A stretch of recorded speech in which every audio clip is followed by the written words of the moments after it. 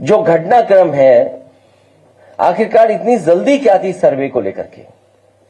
जब आपके पास places of worship act है 1991, उसके तहत आप सर्वे नहीं कर सकते, लेकिन सरकार और अधिकारियों ने जानबूझ करके एक सोची समझी रणनीति और साजिश के तहत उन्होंने ये काम किया।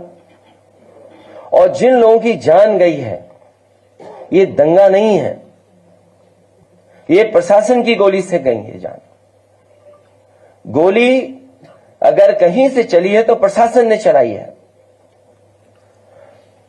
आज भी कोई सच्चाई नहीं जानता है कि आखिरकार जिलाधिकारी या वहां के बहुत सारे वरिष्ठ अधिकारी उन पर दबाव क्या है, किस कारण ये इस तरीके का काम कर रहे हैं जो अनडेमोक्रेटिक है, अनकॉन्स्टिट्यूशनल है। जहां पर अभी भी कार्रवाई चल रही है,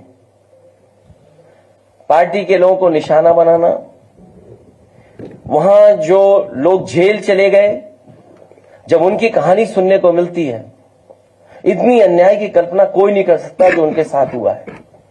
उनके शरीर पर चोट है, और इतनी चोट है जिसकी हम और आप बता भी नहीं सकते हैं। पूरा शरीर काला कर दिया, बहुत पीटा है, इतना पीटा कि जान चली जाती। और उन पर दबाव बना रहे हैं कि जैसा प्रशासन चाहता है वैसे बयान दीजिए आप। जब हमारी पार्टी के विधायक और लोग गए मिलने, तो उसके बाद सस्पेंशन हो गया अधिकारियों का, और सस्पेंशन भी जाति के आधार पर हुआ, और फिर बैलेंस करने के लिए फिर एक सस्पेंशन किया गया। ये कहां की सरकार है? ये भारतीय जनता पार्टी के लोग जो सरकार में बैठे हैं, ये भाईचारा के पक्ष में नहीं है, ये दरारवादी पार्टी है। भारतीय जनता पार्टी दरारवादी पार्टी है, दरारवादी पार्टी। इनके लिए इंसान के जीवन का कोई मोल नहीं है, क्योंकि उसी से वो राजनीति करना चाहते हैं, उसी से राजनीतिक लाभ लेना चाहते हैं। भाजपा के अगर काम देखें हम लोग, या पिछले इतने कार्यकाल का जो हम आकलन करें, तो ये भारतीय जनता पार्टी हृदयहीन पार्टी है। इतनी घटनाएं होने के बाद भी कोई सिंपैथी नहीं किसी के लिए। और उत्तर प्रदेश में कोई एक घटना नहीं हो रही है, लगातार होती जा रही हैं। जिले उठा करके देख लीजिए किस तरह की घटनाएं हो रही हैं। और तब जब ये नारा लगाते थे कि जीरो टॉलरेंस है, जीरो टॉलरेंस की सरकार है, इस सरकार में न्याय मिलना और न्याय के साथ साथ लोगों की सुनवाई हो, इस सरकार में कहीं दिखता नहीं है सुनवाई भी। भाजपा सरकार के दो पड़ले हैं, एक है पीडीए के खिलाफ अन्याय और दूसरा है भ्रष्टाचार।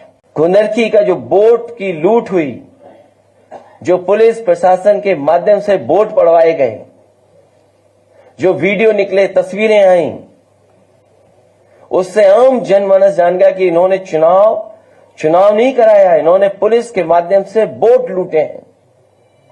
और वही सरकार कह रही है कि अगर कुंदरकी जीत सकते हैं तो मिल्कीपुर क्यों नहीं।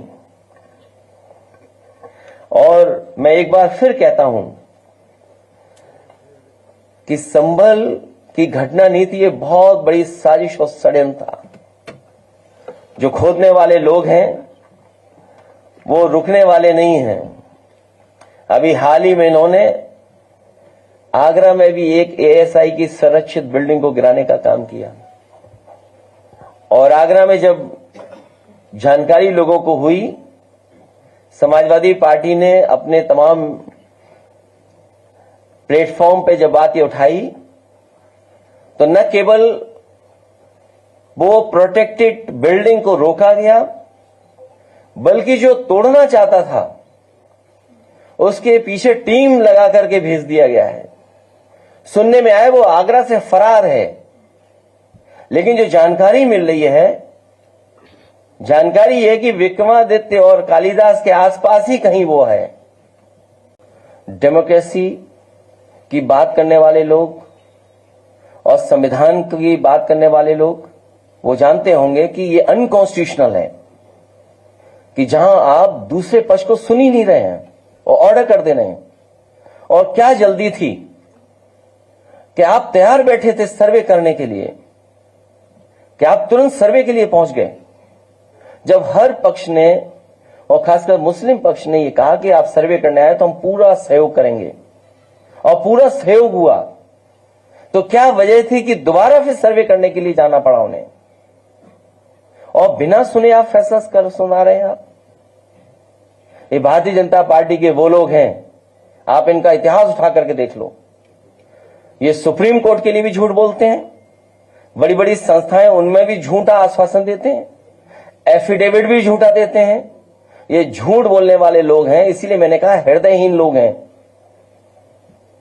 इनसे उम्मीद करना कि संविधान के रास्ते पे चलना आप भूल कर रहे हैं। इसीलिए मैंने कहा कि ये पीडीए पे अन्याय बहुत कर रहे हैं और भ्रष्टाचार कर रहे हैं। पीक पे भ्रष्टाचार है इस सरकार में, चाहे वो दिल्ली वाली बात हो चाहे लखनऊ वाली बात हो। पीक पे महंगाई है आपकी, पीक पे बेरोजगारी है, आप कोई इन्वेस्टमेंट नहीं ला पा रहे हैं। दुनिया में जब आप खड़े हैं और कहते हैं हम 5th लार्जेस्ट इकोनॉमी है, अगर 5th लार्जेस्ट इकोनॉमी आप हैं तो जिन लोगों को आप फ्री राशन दे रहे हैं उनकी पर कैपिटा इनकम क्या है? मैं अभी पत्रकार साथियों आपसे कहना चाहता हूं कि अगर आप उनके मुंह से ही निकलवा लो कि जिन लोगों को राशन दे रहे हैं उसकी पर कैपिटा इनकम क्या है, कभी भारतीय जनता पार्टी के लोग नहीं बताएंगे। तो अगर 5th लार्जेस्ट इकोनॉमी है और 3rd लार्जेस्ट इकोनॉमी बनने जा रहे हैं तो अनएम्प्लॉयमेंट क्यों है इतना? सरकारी नौकरियां क्यों नहीं मिल रही हैं? जॉब्स क्यों नहीं क्रिएट हो रहे हैं? और फिर इतने इन्वेस्टमेंट की जो बातें की गई थी बड़ी बड़ी, 40 लाख करोड़ का इन्वेस्टमेंट आएगा, कहां है इन्वेस्टमेंट? अब तो दूसरे प्रदेश के लोग इन्वेस्टमेंट मीट करने लगे हैं। आपकी इन्वेस्टमेंट मीट पुरानी हो गई, अब तो 2-2.5 साल हो गए होंगे उसको लगभग। तो 2-2.5 साल पुरानी जो आपकी इंडस्ट्रियल पॉलिसी थी उसमें जब कोई इन्वेस्टमेंट नहीं आया, जो और प्रदेश इन्वेस्टमेंट मीट कर रहे हैं, तो वो तो नई इंडस्ट्रियल पॉलिसी बना रहे होंगे, नई तरह की सुविधाएं दे रहे होंगे। तो इन्वेस्टमेंट आपके यहां आएगा कि उनके यहां आएगा? और दुख की बात तो यह है कि देश के प्रधानमंत्री जी भूल गए यहां के 40 लाख करोड़ के इन्वेस्टमेंट को और वहां के इन्वेस्टमेंट के लिए अपील करने जा रहे हैं।